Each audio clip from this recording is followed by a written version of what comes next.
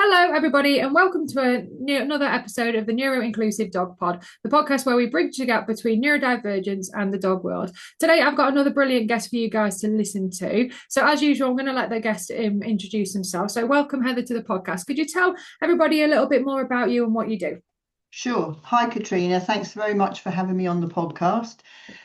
So alongside a full-time job, I ran training classes from 1987, and in 2002, I gave up a secure police job to move to North Yorkshire, and start a dog training school, as you do. Amazing.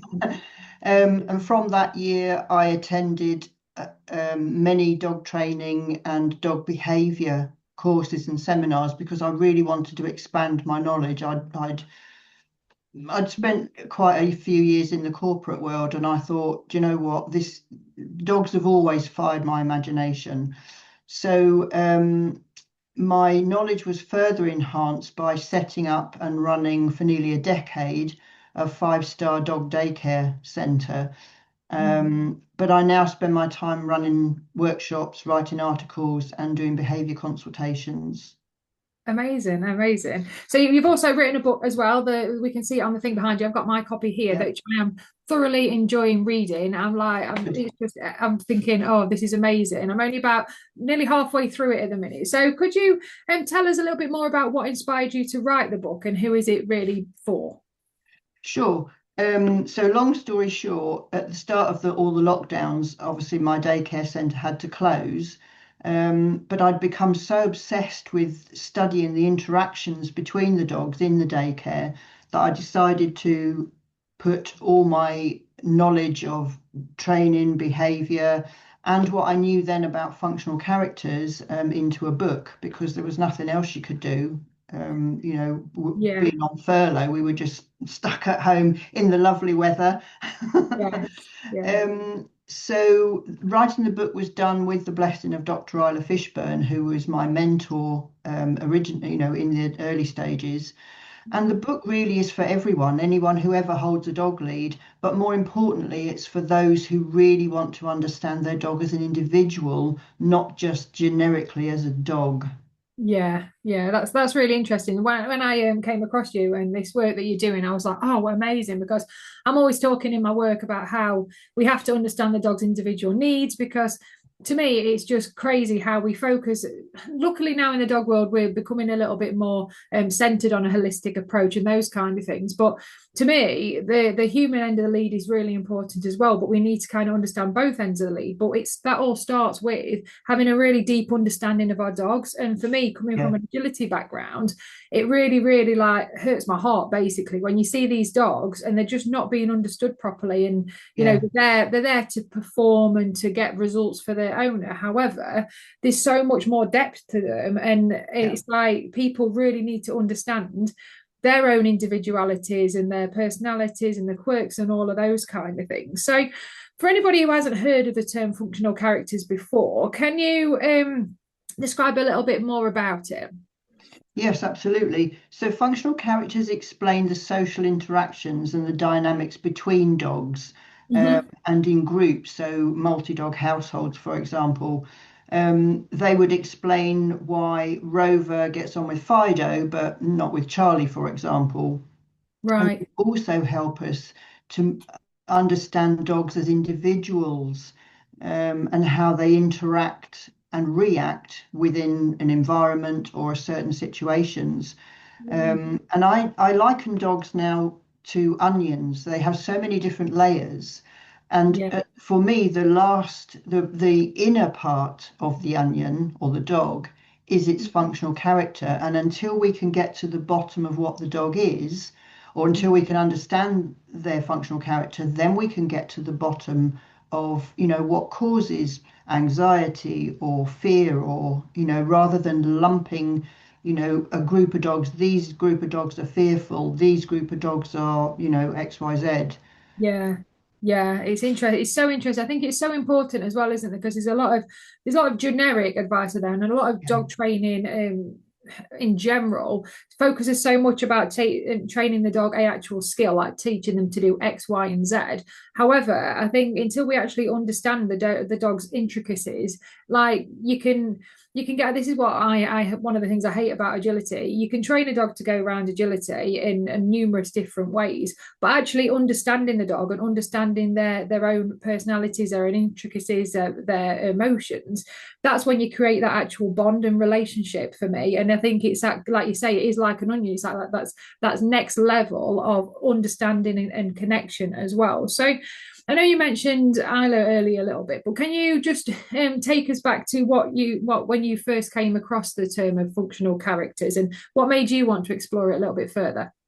Yeah, sure. Just picking up on what you just said about training the different dogs for stuff. So I spent nearly 20 years competing in obedience and heel work to music with Rottweilers. Oh wow, amazing! And when I look back, I now understand why some of them were just, zooming along, learning stuff real quick, and others were just head scratching and going, "Can you just run that by me one more time?" Yeah, If I'd understood this stuff then, I might have had, more yeah, red rosettes. Not that I was a rosette hunter, but it yeah, might have given me that edge with relationship wise, building that strong bond with the dog that yeah, wants them to, to really, work harder, do more.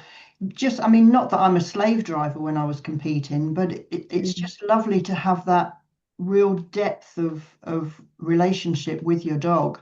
yeah, Uh, so I first came across functional characters when I hosted an in-person workshop. This was obviously pre-lockdown.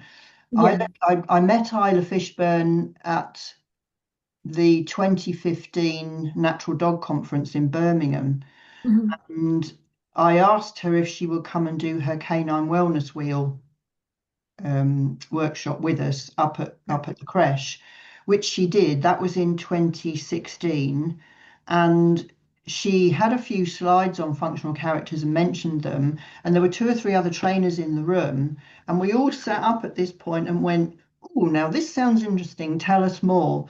So yeah, Isla put together a pure functional character workshop for us and came back in early 2018 and did just the workshop with, and she was assessing functional characters. That's how I found out what my original dogs were, right, or the crew that I had then. mhm, And these other trainers came as well and had their dogs assessed. And that was it. We were all absolutely obsessed and hooked on this stuff. amazing, And I then, it kind of hit me like a hammer to the head. Like, this is the key that I've been looking for so many years to get to the bottom of, some behavior stuff. Because, like we said, you can't use generic behavior reformation techniques or training techniques to mhm, help every dog, because even if you had two fearful dogs, yeah, they might be fearful for different reasons.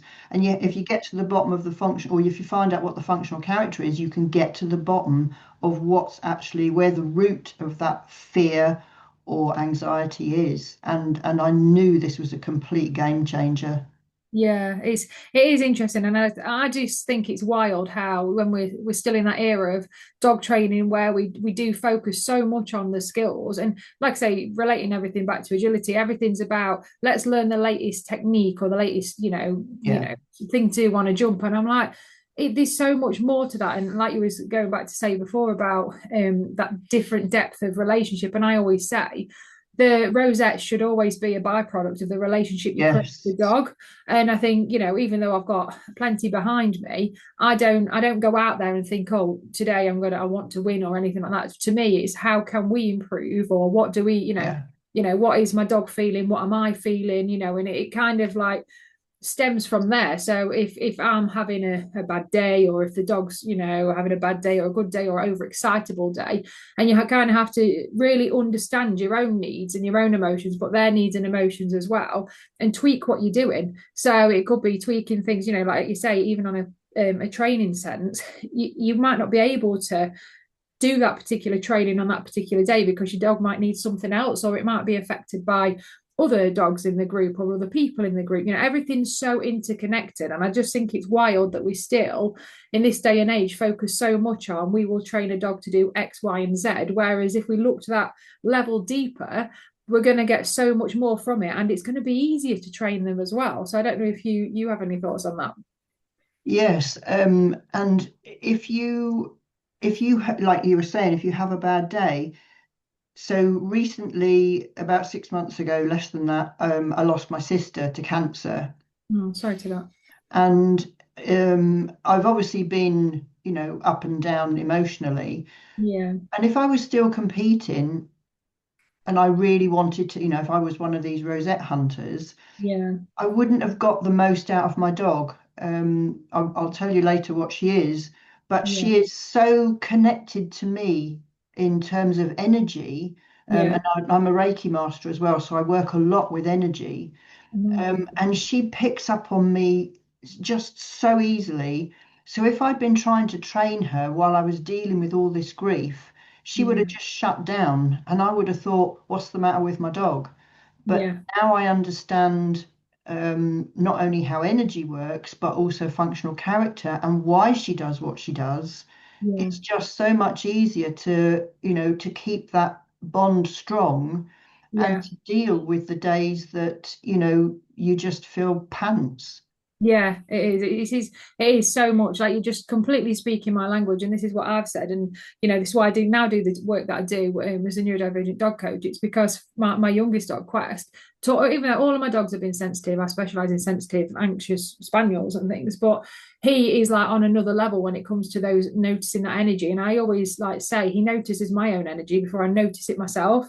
And you Yeah, can't, if you don't fix, for me, there was a lot of issues there from me going into training spaces that aren't set up for neurodivergent people, and it was making me feel a certain way, and he was acting a certain way because he was picking up on my energy and how I thought. So yeah, and now we've dealt with that, and I've done all the things that I've done and talk about as a neurodivergent dog coach. He's thriving, and it was nothing to do with him. It was just the fact that he was, he might have his own training issues or whatever, but he was purely picking up on me, and that was yeah. reactions to me. So I think it's super, super important that we look at all of these layers, as you say. So when it comes to functional characters, you mentioned that there's 9 types of functional characters. For those who are listening that may not have heard of them before and want to know a little bit more, could you give us a bit of an overview of some of those characters? Sure. So there are 8 core functional characters and one associate functional character, which is called a nanny. Right. You don't see that nanny associate in an individual until they're about 18 months old. So you could have any of the core functional characters with the nanny attached to it. And if you have an older dog, an adult dog, that when you bring in a new puppy and the adult dog gets super excited and Yeah. wants to play with the puppy and be with the puppy and nurture the puppy, then chances are you've got a nanny associate attached to your dog's core functional character. Amazing. I've never had, I don't think I've ever had a nanny looking back. Certainly Yeah. the dogs that I've had recently are not nannies. So Yeah. an overview of a few. The overseer, that's the dog world's quality assurance manager. Amazing. They will go round, if you imagine an undomesticated group, they will get up in the morning and go round the whole group, checking in on them and making sure that they're up to their, role that day. And they can, when they do that, we had a few at creche, and when they do that to other dogs, they can appear like bullies. So Right. people might say, oh, that dog's a bully. The other way of noticing if you've got an overseer is if you always put your briefcase or handbag down in a certain place when you come in, and then one day you put it somewhere else, you might have your overseer coming up and tugging at your sleeve and barking at you and taking you back to where the briefcase or handbag is and basically saying to you, that shouldn't be there. I Yeah. need that to move. Yeah. They're obsessed, they're great with routine, and they would thrive in a single dog household where there Mhm. is plenty of routine and no, Yeah. young kids running in and out and lots of visitors and stuff.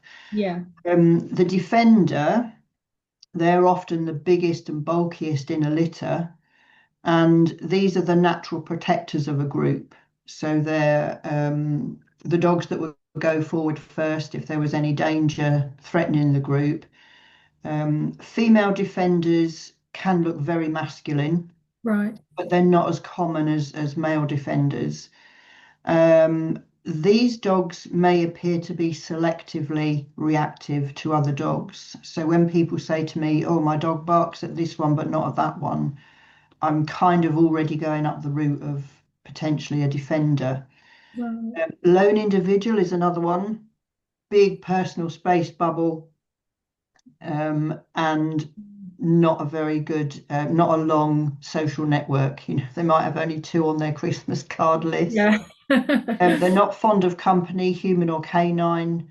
You might find that they get reactive or bite if you pick them up, that kind of thing.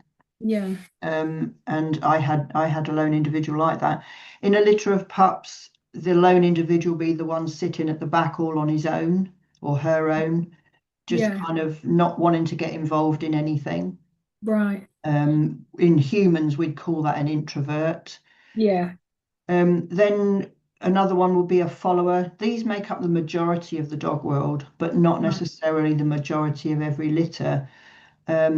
Sensitive souls, they have a really big range. They range from very confident to very unconfident, and kind of small framed, delicate to right up to kind of robust, where you might think that they're actually a defender.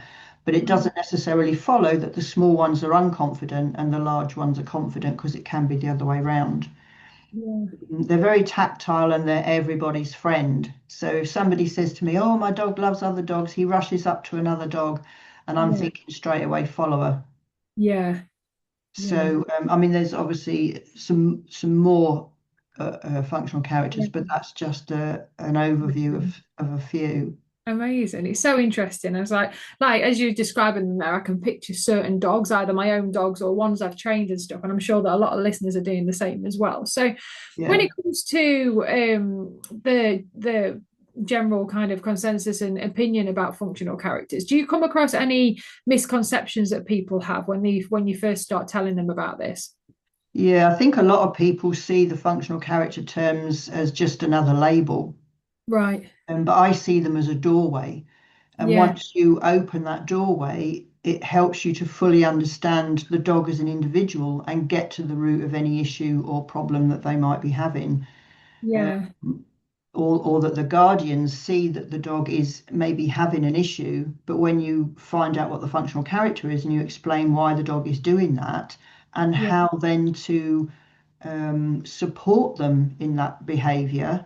So Yeah. the obsessive overseer, about the briefcase, Yes. you then will be able to manage the situation by always knowing that the briefcase has to go down in a certain place to Yeah. not upset the dog.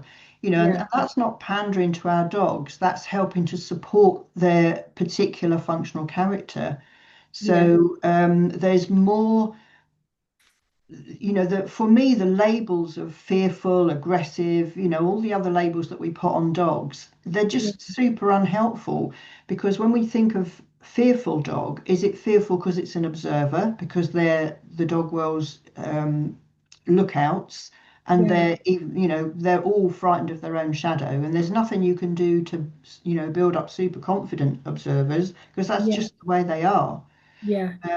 And if a dog is carrying trauma, we need to help with the trauma, because we might have a guide, for example, that carries trauma. Yeah. That dog needs helping in a very different way to the observer. Yeah. So if by putting those two individuals under the same umbrella of fearful is Yeah. just not helpful at all, not to the dog.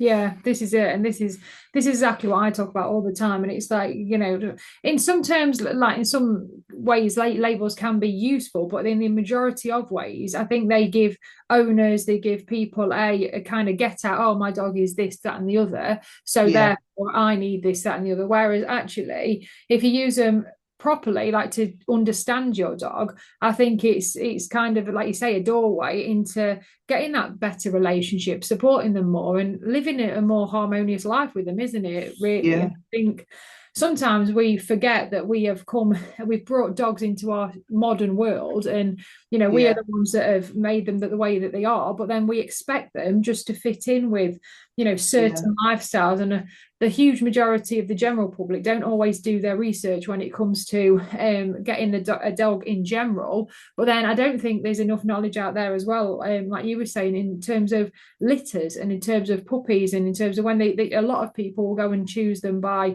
I don't know, by colour or by who's bred them or whatever. And I yeah. think it's so difficult, isn't it? There's not enough awareness about a lot of things, but this can be so helpful to people if they only did their research and understood the functional characters and dogs in general a lot more in terms of the behavior, emotions, all of that kind of thing. They'd solve a lot of problems before they even start, wouldn't they? Because they'd have to put them in the right homes and that Yes, kind of exactly, exactly. So if breeders understood what they've got, and recently I went and helped a local breeder. He had a beautiful litter of lab puppies, and I was so tempted. thing. Um, and I there was a female guide and a male defender. Yeah, Um, there was an overseer and a peacekeeper, and the rest were followers. yeah, And I said to him, don't put the guide into a home where these are new dog owners, because guides can be really stubborn, so that's not going to suit them. And then if breeders understood what they have, they can then place the dog in a home that's suitable.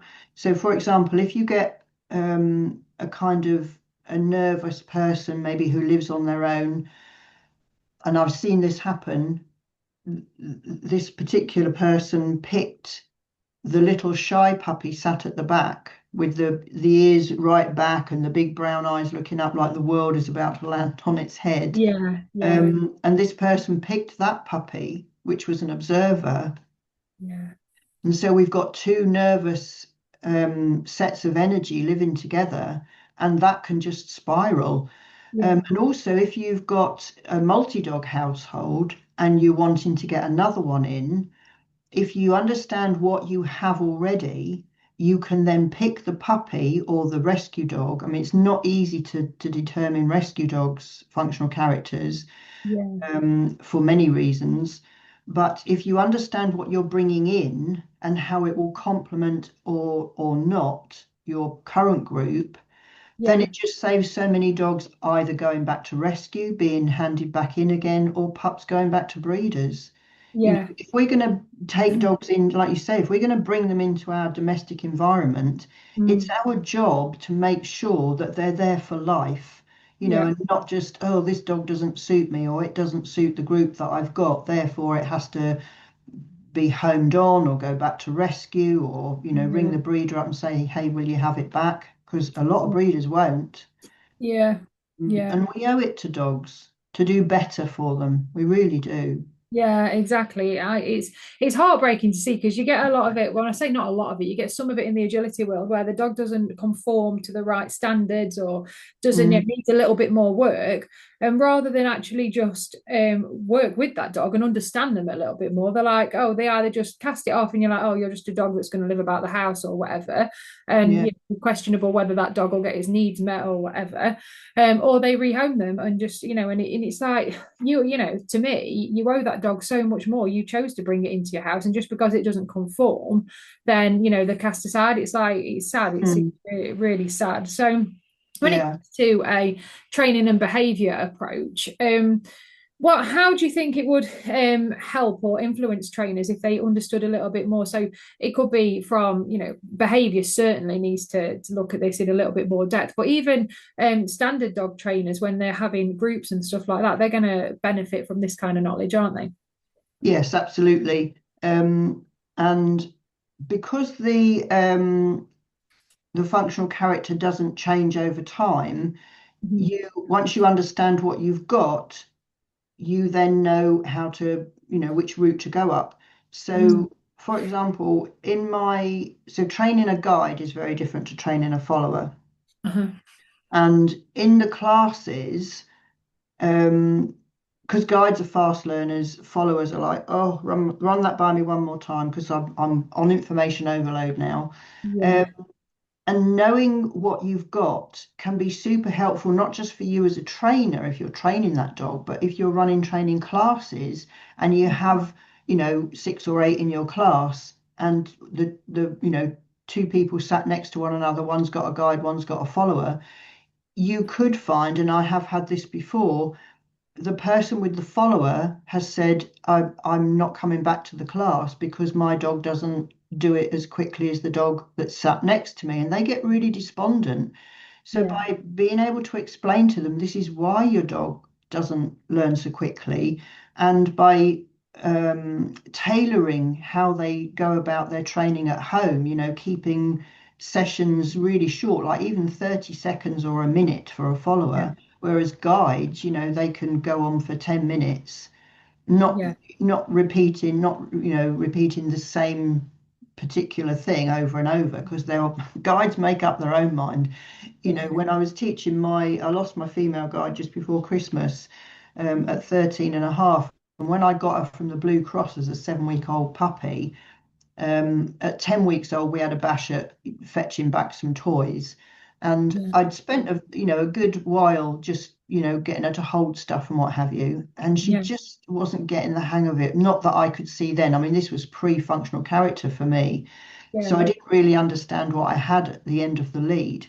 And in Mm. the end, I just threw a whole bunch of fluffy toys up in the air all over the floor of this village hall where I was working. And I Yeah. said, "Oh, do it yourself then." And she started bringing them back one at a time and dropping them at my feet. It's just, and Amazing. I just stood there with my mouth open thinking, you Yeah. have understood this. Yeah. And that was about 2013, 2012, something like that. And of course, once Isla had assessed her in 2018 as Yeah. a guide, the whole thing clicked for me. And I thought, no wonder. That's why she Yeah. goes up her own route. And I'm trying to teach her ABC. She goes from A to C and says, right, done, next. Yeah. Yeah.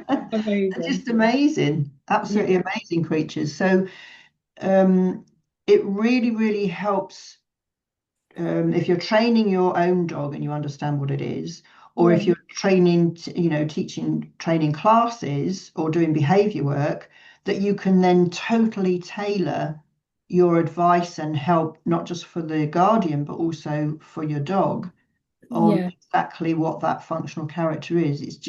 It's mind blowing, Yeah. It mind is. blowing.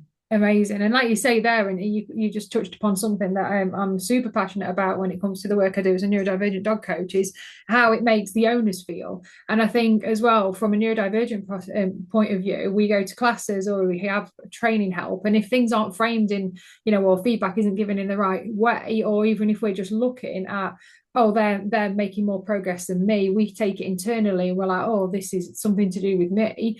But if the trainers are explaining that, oh, this is just why this is happening, and that then opens up a bigger conversation and more knowledge, and like, oh, Yes. it's not me, I don't feel this way. And I always say it all the time, and this is why I'm so passionate about, if the training classes aren't set up for neurodivergent people, or the awareness isn't there, if we are just still training just skills, come into the class, we do it this way, it's not helping anybody, it's not helping the owners, it's not helping the dogs, because generic Yeah. advice just doesn't cut absolutely everybody. So I think, yeah, it's Yeah. it's super.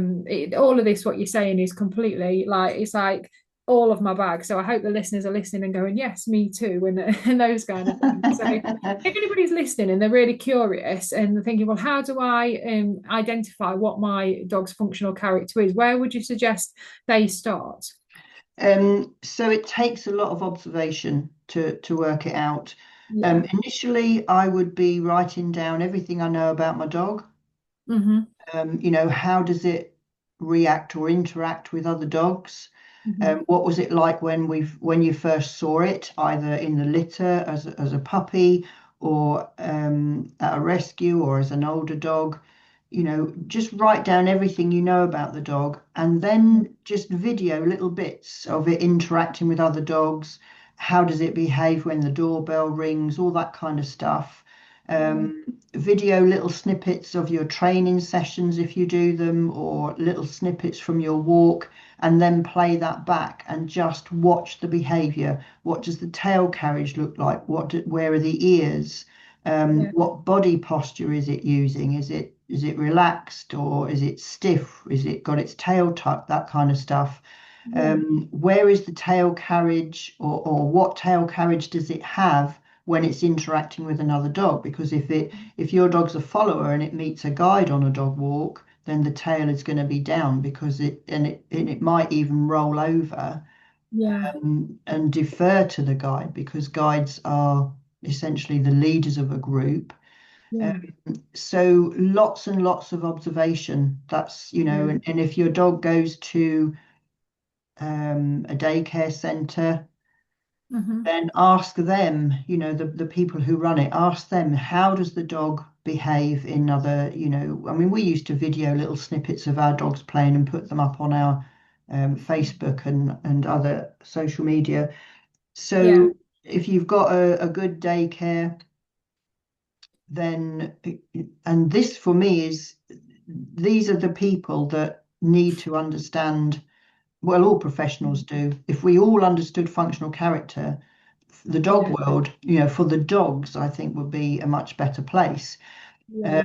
And when I taught my staff about functional characters and helped them to, see what was going on and see the interactions, we were able then to step back and watch the dogs interact Yeah. without, let them be Yeah. and let them have that conversation with each other or in a group Yeah. without stepping in and sorting it out too quickly. I mean, obviously we never let it get to the Yeah. stage where it boiled over and there were Yeah. fisticuffs. Yeah.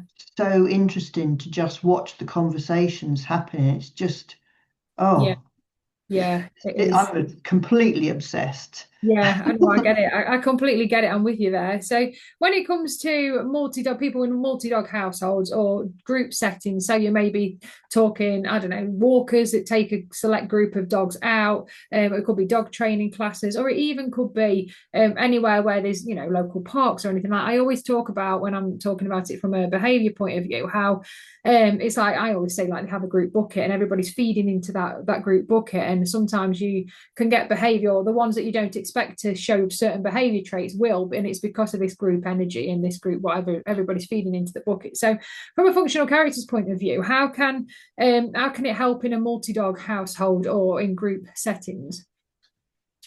It really helps, because if you have, say you've got 4 dogs and 2 have to be separated, Yeah. by understanding what the functional characters are, you can understand why that one doesn't get on with that one and why they have to be separated. Yeah. Now, it may well be that one dog does have to be rehomed. That's happened occasionally over the years that I've been helping people, pre-functional character, certainly. Yeah. If we can understand and manage the situation for the dogs. Mm. So, for example, when I got I've got a 9.5-year-old bitch at the moment, Mhm. and when I got her, she was a 9-week-old puppy dump off. Right. And at that time, I had a 3-year-old male terrier cross, little wee thing, the best fun I've ever had with a dog, he was. And Amazing. I also had a 4-year-old Staffy Collie cross. That's the old girl that I lost before Christmas. Mhm. And what was happening was the pup was testing the male. Now, the functional characters were, the 4-year-old bitch was a female guide. Mhm. Uh, the new pup Yeah. another female, she's a defender. She's the one I've still got. Yeah. And the male is a lone, or was a lone individual. Right. And the reason for the confrontation between, or the testing behavior, she was a bit of a bully to him, actually. And Right. this was in the early days of, for me, functional character. And Yeah. I emailed Isla and said to her what was going on. And I said, "What is the matter with this puppy?" Yeah. If it had been, if I'd been like 10, 20 years ago, I would have just rehomed the pup, passed Yeah. it on, but it was a dump off to me. So, and Yeah. because I was starting to learn this stuff, I Yeah. knew that this had come as like a test, as it were. Yeah. Yeah. And Isla said the reason that's happening is because he's the only male in your group. She's saying to him, I'm a female defender, you're the male. Where's your strength? Because lone individuals are not weak as in physically weak, Yeah. but weak as in energy. So she's saying to him all the time, where's your strength? What's the matter with you? You're the Yeah. male. And that just made everything fall into place. So then I was able to manage the situation. At home, she was a bit of a bully. So Yeah. I bet he used to take himself off and sleep in a bed in the other room because obviously every room in the house has got dog beds in it, so they can go Yeah. where they want. Yeah. When we were out in the forest or up the woods or anything, dog walk wise, Yeah. used to play and run and chase each other. But as soon as we got back to the van, she, Yeah. she just they'd change. He would growl at her as soon as she even looked at him. So Yeah. understanding that I mean, three dogs is not multi, but just understanding why that was happening was Yeah. was just so important for me, and it just meant that the dogs could all stay. I could keep the group that I had, not Yeah. rehome anybody, but Yeah. understand where all that was coming from. It was amazing. It Absolutely. is.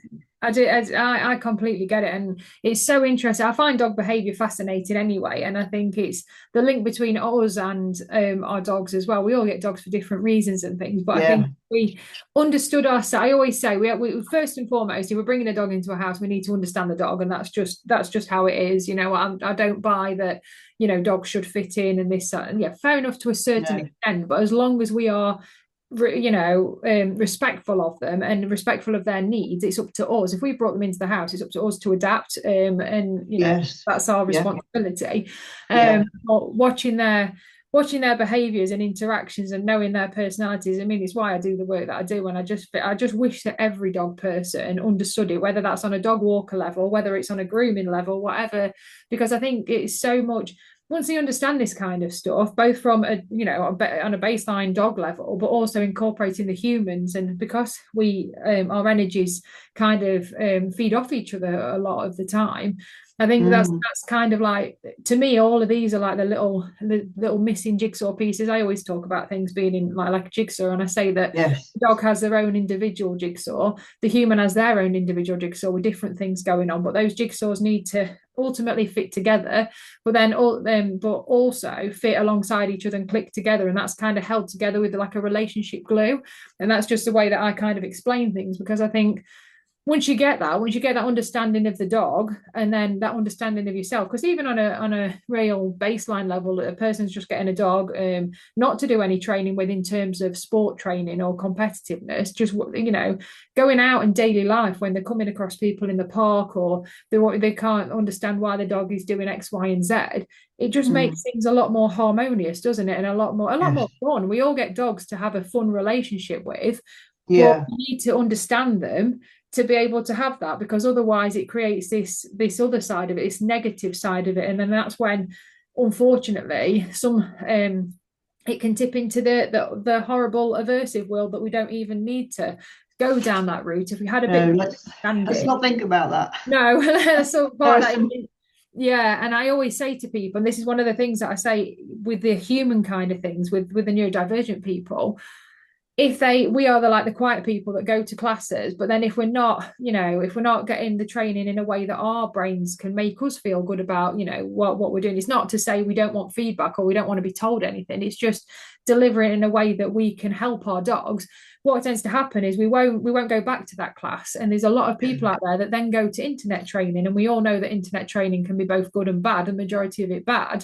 And I think it's kind of our duty as dog professionals and as dog owners to understand, number one, the dogs on a lot more deeper level than just this is how we train them X, Y, and Z, but Mm. also understand the humans that are coming to our class as well, and understand how we Yeah. can frame the advice that we're giving to help them, because if we're making them feel a certain way, the dog feels a certain way, and they're not going to be able to be trained on that level as well. So Yeah, it's absolutely.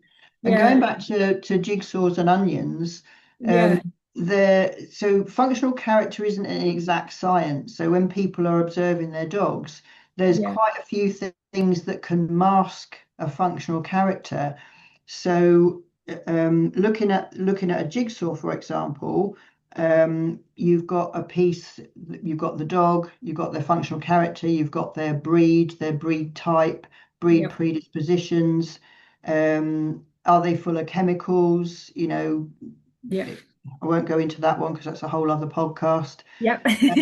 What are they fed? Because the diet not only affects behavior, but it can affect how it impacts their particular functional character. Right. So Yeah. years and years ago, this is way previous to functional characters for me. I went to a home visit, a lovely lady who had a beautiful border collie. Mm. She had two sets of twins, Wow. and the kids were amazing. Yeah. And the collie would chase the kids, round them up round the garden. But that wasn't the issue that she rang me for. She rang me because the dog had bitten a delivery driver. As she opened the door, the dog launched forward.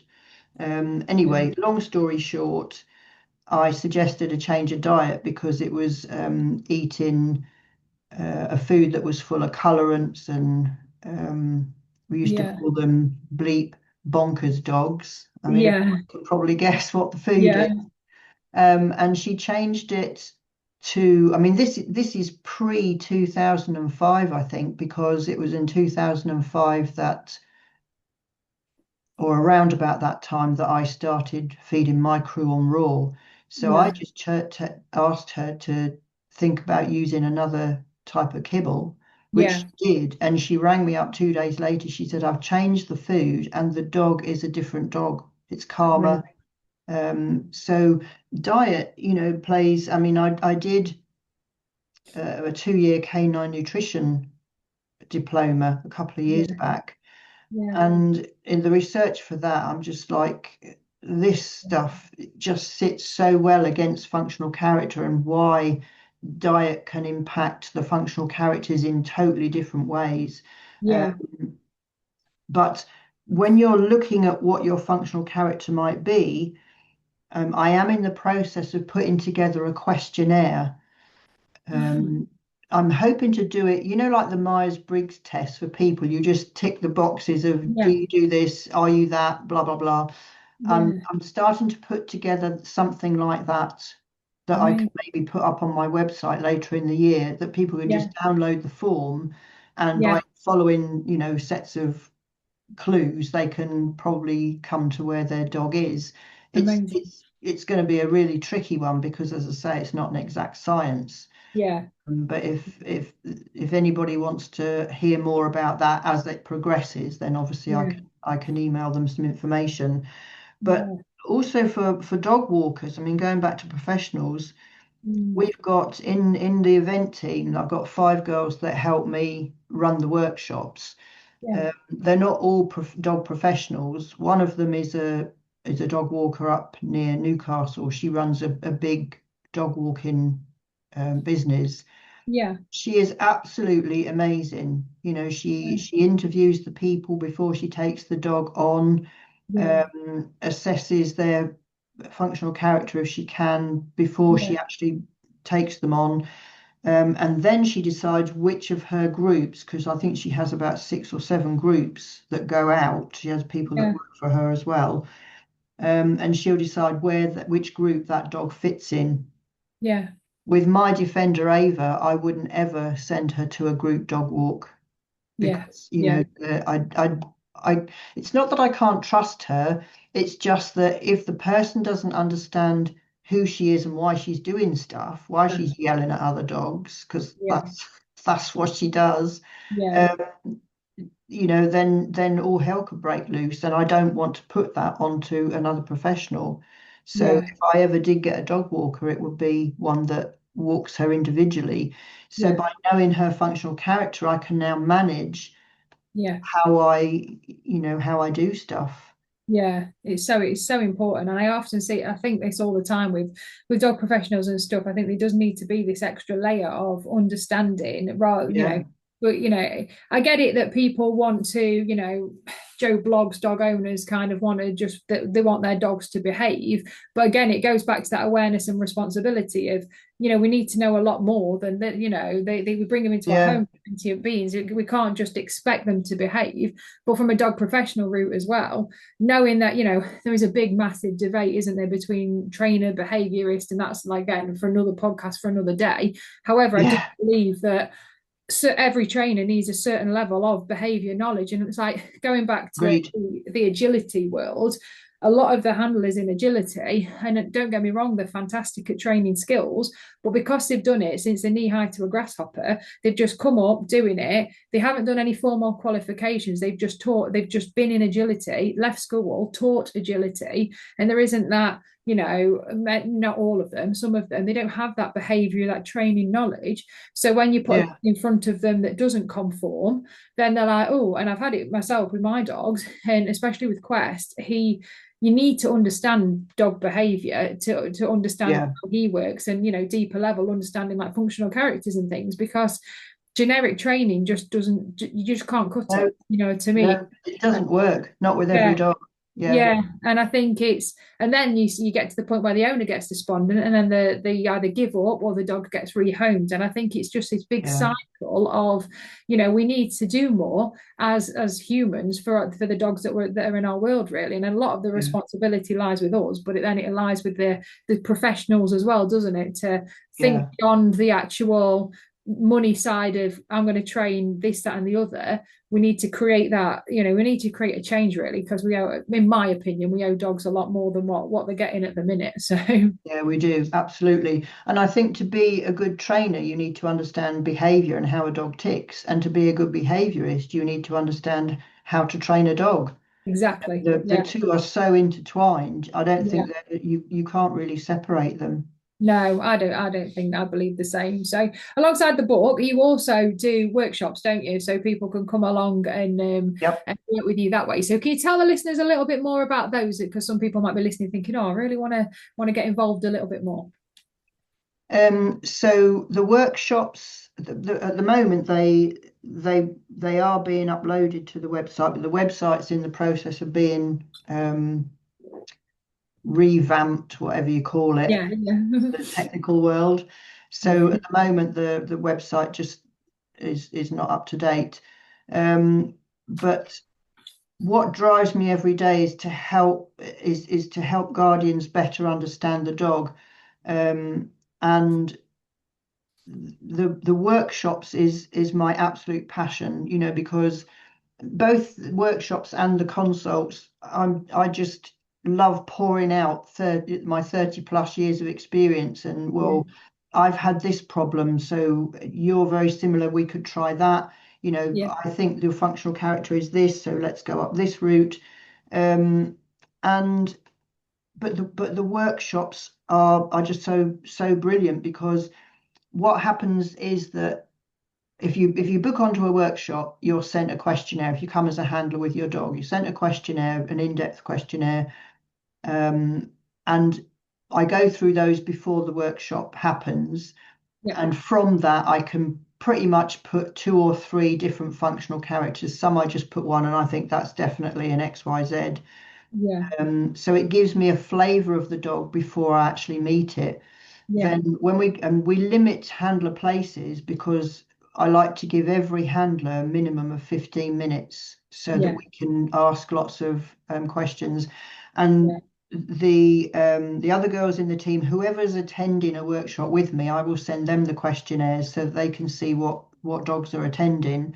yeah, And then we'll go through all of those and just write down any questions that we might have on the day. And yeah, sometimes when you see the dog, you think, oh, my assumption on it being this is totally wrong because it's X. yeah, So that's when and if we're a bit unsure, and as I say, it's not an exact science, yeah, we will then obviously the with the five girls, well, I think we've got well, we've lost quite a few in 2025. I think we're down to a dozen team dogs now. Right. We did have about 17 or 18 Wow. when we started. So we'll start the attending dog on its individual assessment Yeah. will meet one of the team dogs, and then we'll observe the interaction between those two. Yeah. Then we'll feed in another team dog and watch that.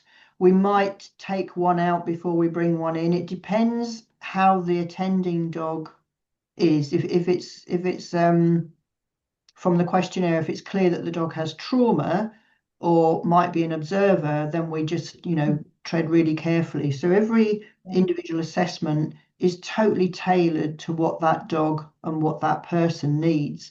And the last workshop we had, there was a lovely, lovely attendee, really, really nervous that the dog, this was the first time the dog was in a group. It was Right. 18 months old, Right. really, really shy dog, beautiful, beautiful lab. Yeah.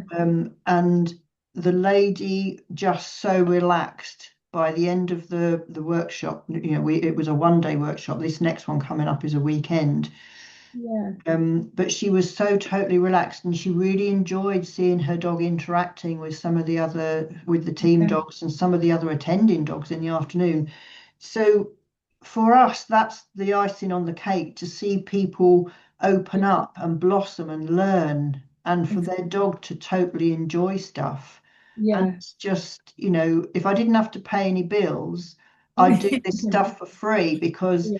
for me, watching the people and the dogs and Yeah. these aha moments coming round, Yeah. and that's everything for me. That's Yeah. absolutely everything. Sadly, Yeah. I have to charge because I I have know. bills to pay, but I know. No, I totally get it. I always say about me, I say it's the work that I do now, it is most like mission led, because it's just getting that awareness out there. Because for yeah, me, I just think dogs have given me personally so much, whereas we owe it to give it back to them. And I think it's, just seeing that, like going back to agility again, just seeing that when it clicks, and I don't mean skills wise, I mean that relationship, when they yeah, completely get each other, and you're yeah, like, you just see that change. And like I say, the results I've had have purely been because of the byproduct I've created, that relationship with my dog. I don't go out there and, even my young dog, I haven't trained him masses and masses of skills, because I honestly believe he doesn't need it. And I mm, don't mean that in a big headed way, he doesn't need it. I mean, once you've got that connection, there's millions of ways you can get around a course. Yes, we can, yeah, shout our dogs and all that. But once you've got that teamwork and that connection, it doesn't always go right, but that's training, that's just dogs, do you know what I mean? But I think yeah, once you've yeah, got that mutual respect and understanding and that trust, you can do yeah, loads from that. You can drill a dog, and I see it time and time again, you can drill a dog loads of skills, but you can tell that there's not that owner dog relationship, that trust, that connection just isn't there. They're doing it because, number one, the owner is possibly being aversive and they don't realize it. And I don't mean in a, hitting the dog kind of way. I think just yeah, by, changes in body language and, tone of voice and all of those kind of things. yeah, You can see that relationship is fractured, and there's just not that connection. But once they get it, and once they start understanding the dog, advocating for the dog, advocating for themselves, it all just clicks into place. And then the success, whether it's agility or whether it's just everyday life, just becomes a lot better. And you create that, like you say, that connection where you just watch them and you're like, wow, this is beautiful, really, because just seeing you having that interaction with your dog is worth, you can't put money on it. yeah. Yeah. That's how I No, feel. exactly, exactly. And that's why I enjoy doing I've been with Dog Aid for about 11 years. So I train as a volunteer. I help disabled people to train their own dogs to be an assistance dog. Amazing. And it's just so rewarding, because Yeah. the dog is, they obviously have a close bond anyway, Yeah. and help the person understand who the dog is deep down, Yeah. and to then tailor everything to what the dog is needing to do for the person, but Yeah. also how the person um, reacts in certain situations themselves, which can affect how the dog performs in Yeah, inverted commas, yeah, its kind of duties when it's out. yeah, And to see them blossom from, that initial assessment that we do right up to their qualification assessment. yeah, Oh, it makes me cry when I come home and somebody's passed their level 3 and I'm just like, this stuff is just such an yeah, amazing, it's a treat to be able to do this and to yeah. help people in that way. It really is a treat. Yeah, definitely. Yeah, I can't completely agree. So to kind of wrap everything up and finish off with, so if you could, if people are listening and they're thinking, you're thinking, what can I give them? What kind of advice would you give them, or what kind of thing would you wish that every dog owner understood about their dog beyond just the breed? Oh, golly, that's a good question. So many things. First, I think it's really important to understand how functional character impacts the breed or breed type and vice versa. Yeah, So, for example, my Ava, my Staffy, she's a Staffy Lab cross. The Staffy genes are prominent. She's a female defender, and the Staffy genes give an extra oomph to the defender. right. So, understanding how all that into Yeah, connects is really important. And my other passion is about how diet affects behavior. Diet and yeah, chemicals, they have such a big impact on yeah, the health and the behavior. It's that for yeah. me is the other really important thing to understand. Yeah, definitely, definitely. Amazing. It's been fantastic talking to you, and I could talk to you all day, and I'm sure people listening are like, they'd be exactly the same. This is completely, like I say, when I first come across you and the work you were doing, I was like, yes, you've got to come on the podcast and chat this with me, because everything's so interlinked, and I think it's a rare thing to find people that are so, into this kind of stuff, because it is relatively new, isn't it, in terms of, well, I don't mean new Yes. in terms of awareness, getting things out there and stuff. And I think the more that we do this kind of thing, the more that we raise awareness, the more it helps dogs, but the more it helps owners as well. So everybody benefits. Yes, exactly. And on that note, we've actually got a spectator coming from Slovenia to our next workshop at the end of March. So Amazing. I'm like, yes, we're going international. This is it, yeah. I get that as well. When I have the free communities on Facebook, and when every time someone joins from a different country, I'm like, amazing, amazing. Yeah, Oh, yeah, super. So brilliant. we always finish up the podcast with 5 quick fire questions so we can get to know you a little bit better. Are you ready? Yep, ready? So, the first one, tea or coffee? Oh, tea, definitely. Yes, we're on a roll. I always say this at the end of every podcast because normally my husband's team coffee, I'm team tea, and it's used to be for all of series one, everybody was coffee, coffee, coffee, and I'm like the only one that does tea. But we're on a roll now. Us tea people are going forward. So this one might be a little bit more difficult. What's your favourite dog breed? Oh, golly. I've got so many.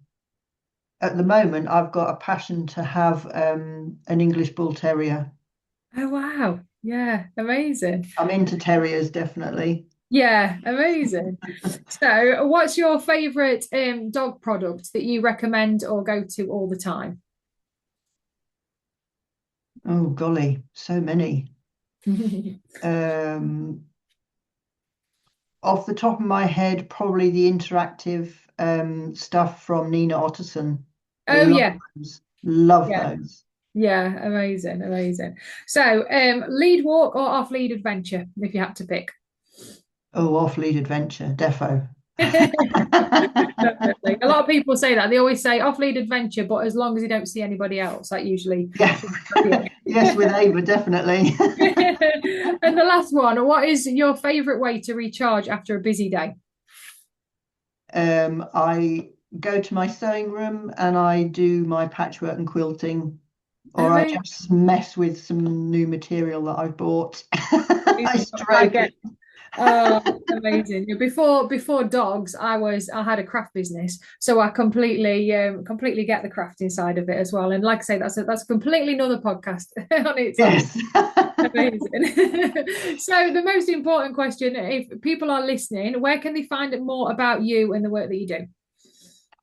Oh, many places. So there's the workshop, which is beyondthebreed.co.uk. Uh-huh. I'm on Facebook, Instagram, Threads, and YouTube. I'm trying to build my YouTube channel. There's lots and lots of stuff I've put out on YouTube, and Yeah. that's it's something like Heather_Stevens, Yeah. something like that. Yeah. We can put all Just the think, links. Yeah. yeah. And you can email me, heather@beyondthebreed.co.uk, if you've got any questions, Yeah. or catch me on socials. Yeah, amazing. And what we'll do is we'll put all the links underneath the podcast. So if anybody's listening and they just want to click and have easy access to you, they can do that as well. So thank you again for coming on. I've absolutely loved chatting to you, and I'm sure our Thank listeners you for have got. having me. It's all right. And we could talk to you all day. And I dare say we'll be doing future podcast episodes on all different manner of things as well. We've gone off quite a Perfect. tangents where we could just be here all day talking different subjects. So I'd be really nice to get you on again at a later date. Look forward to it, Katrina. It's been such a pleasure. Thank you so much. No, it's brilliant. And thank you all for listening as well. And if you are new to the podcast and you haven't come across us before, make sure you hit subscribe or follow, and make sure you check out previous episodes of the podcast as well. Thank you for listening.